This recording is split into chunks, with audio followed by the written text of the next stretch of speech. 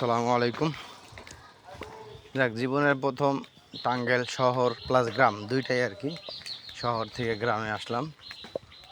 তো আলহামদুলিল্লাহ সকাল সকাল বলতে পারেন বা ভোর 5টার দিকে উঠে রওনা দিয়েছি। এভারেজ মিলে 3 ঘন্টা 4 ঘন্টার মতন লাগছে। মাঝখানে একটু কথা বলি যে আমার বয়সটা পরে দেওয়া। হ্যাঁ, তো ওই অন্যান্য ব্যস্ততার কারণে বয়সটা সাথে সাথে দিতে পারি নাই, তাই এর জন্য বয়সটা পরে দিতেছি, ডিটেলসগুলো পরে বলতেছি। তো প্রথমে তো অফিসের কাজে কিছু মালামাল ছিল, ওগুলো ক্যারি করলাম। আমি গাড়িতে উঠছি খিলক্ষেত দিয়ে। বেশি সময় লাগে না, 2-2.5 ঘন্টা, হ্যাঁ 2.5 ঘন্টা 3 ঘন্টার মতন সময় লাগছে। কিন্তু মোটামুটি টাঙ্গাইল শহরটা ভালোই লাগতেছে। কিন্তু শহর থেকে আপনার গ্রামের দিকটা আরও সুন্দর, সরু রাস্তা।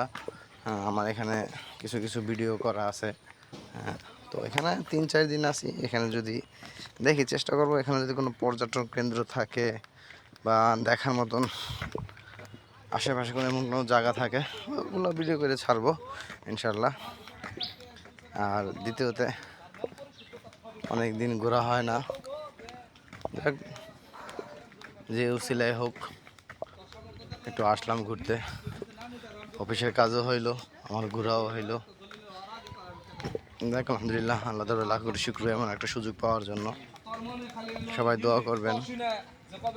আর আমার ভিডিওটা হয়তো ওইভাবে বলতে পারতেছি না, আমার গলার ভয়েস হ্যাঁ আরও একটু ক্লিয়ার হইলে ভালো হইতো, বা এরকম কিছু একটা। অন্য যারা ব্লগ ভিডিওগুলো করে তাদের ভয়েসের সাথে আমার ভয়েস মিলবে না।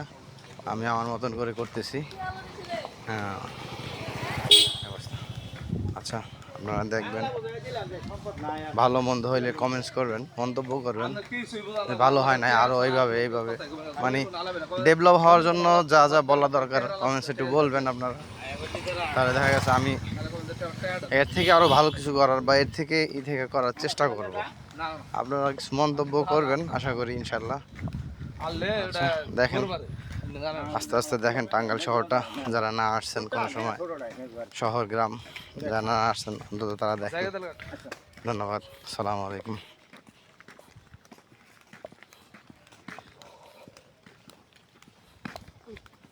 রাস্তাটা পুরোটা ঘোরা লাগে, বুঝছিস?